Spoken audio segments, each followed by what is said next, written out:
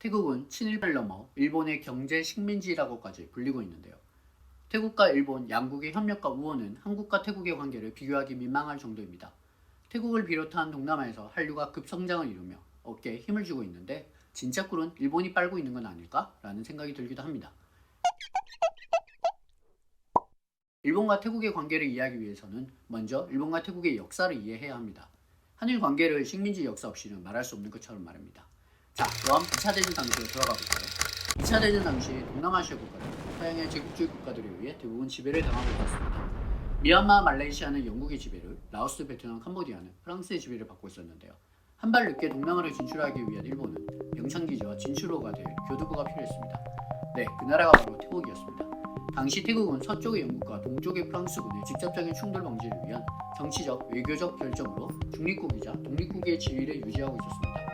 그러니 일본의 입장에서는 동남아시아 진출을 위해서 어떻게든 태국에서의 영향력이 필요했습니다. 일본은 태국의 동남아 진출을 하려고 하니 길을 내어달라는 요구를 최종 통보하게 됩니다. 네, 어디서 많이 들어본 말이죠.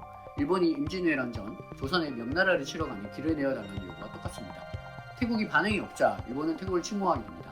하지만 하루가 지나기도 전에 개전 12시간 이후 태국은 휴전 협상을 제안합니다. 후 태국과 일본은 동맹을 맺게 되고 태국은 동남아시아 국가 중 유일하게 연합국이 아닌 일본의 동맹국 주축국의 일원이 됩니다. 한국 관광객들이 많이 찾는 화이칸의 다리도 2차 대전 당시 일본이 군수물자 수송을 위해 영국, 프랑스 등의 포로들과 아시아인을 동원하여 만든 것입니다. 그 후 일본이 패망하며 태국도 함께 항복하게 되고 2차 대전이 끝이 납니다. 이처럼 중국, 한국과 동남아시아 나라들이 2차 대전 당시 일본과 전쟁 혹은 식민지 역사로 인해 외교적, 국민의 정서적으로 나쁜 감정을 가질 수밖에 없는 것과 달리 태국은 일본의 동맹국 중 하나로 2차 대전부터 우호적인 협력 관계를 가지고 있었습니다. 네, 그리고 이런 2차 대전 이후 다시 한번 태국과 일본의 관계가 특별해지는 시대가 있습니다. 바로 1960년부터 90년대까지 태국의 경제성장 시기인데요. 1960년대부터 다양한 혜택을 외국 국가들에게 주며 투자를 적극적으로 유치하고 국가의 발전을 이뤄냈습니다. 그중 일본이 태국을 중점적으로 투자했는데요. 일본의 입장에서는 자국의 자동차, 전자산업 등의 제조 공장 기지가 필요했습니다. 태국은 지리적으로 동남아시아의 중간에 위치하며 외교적으로 좋은 관계를 형성하였고 어느 정도의 인프라가 잘 갖추어지게 있다는 장점이 있었습니다. 이런 이유들로 도요타, 혼다, 닛산 등의 자동차 회사들과 파나소닉 등의 전자기업 등 총 약 4,500개의 일본 기업이 태국에 현지 생산 공장을 가지고 있습니다. 특히 일본 자동차 회사들의 생산 대수가 90%가 태국에서 만들어지고 있습니다. 이렇게 만들어진 자동차들은 일본으로 역수입되거나 전 세계적으로 수출되고 있습니다. 그리고 많은 수가 태국 자국 내 시장에서 소화되고 있는데요. 2020년 태국 내 자동차 판매 시장 일본차 점유율은 약 85%입니다. 이렇게 일본 자동차 회사들의 생산 기지가 되며 아시아의 디트로이트라는 별명을 가지고 있기도 합니다. 이런 점에서 태국은 일본 기업들의 투자로 인해 일자리가 창출되며 경기가 활성화되는 효과를 얻고 있는데요. 2012년 당시 일본의 대태국 투자액은 총 13조 6천억 원으로 대태국 투자국 1위를 기록하며 전체 투자액의 무려 63%를 차지하게 됐습니다. 양국은 경제교류뿐만 아니라 문화교류도 활발하게 이루어지고 있는데요.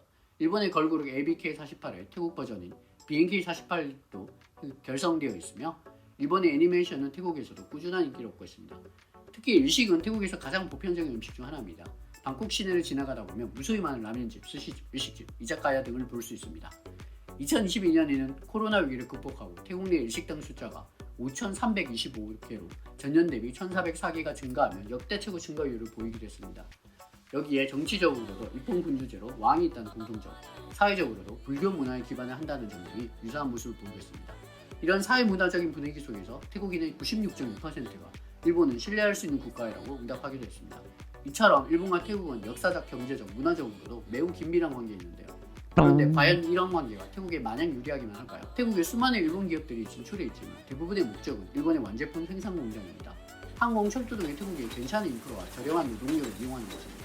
그에 비해 원천 기술의 전수는 이루어지지 않고 있습니다. 그래서 태국은 일본의 하청 공장으로 전략하며 성장의 한계를 보여주고 있습니다. 태국은 1960년대부터 90년대까지는 빠르게 성장하며 개발도상국에서 중진국으로 올라섰습니다. 하지만 이후 수년간 GDP 7,000달러의 연간 성장률 2에서 3%만을 기록하며 선진국 계열에는 오르지 못하고 있는데요. 이런 태국의 모습은 성장이 멈춰버린 중진국의 함정을 대표적으로 보여주고 있습니다. 일본 기업들이 태국에서 값싼 노동력으로 생산을 하며 고부가 가치를 만든 것에 비해 태국은 부품들을 조립해주는 역할을 하며 과실을 적게 먹는 산업구조가 직접적인 이유 중 하나입니다. 특히 최근에는 태국의 인건비가 상승하며 베트남, 미얀마 등으로 생산기지가 이전하고 있기도 합니다. 태국 정부 역시 이런 한계를 잘 알고 극복하기 위해 타일랜드 4.0이라는 정책을 시행하고 있는데요. AI, 인공지능, 로봇 등 미래 산업에 집중적으로 투자 육성하는 것입니다. 하지만 아직은 뚜렷한 결과를 보여주지 못하고 있습니다. 태국과 뗄래야 뗄 수 없는 영원의 파트너인 일본의 관계는 이렇게 양면성을 가지고 있습니다. 자, 그럼 오늘 영상은 여기까지입니다. 감사합니다.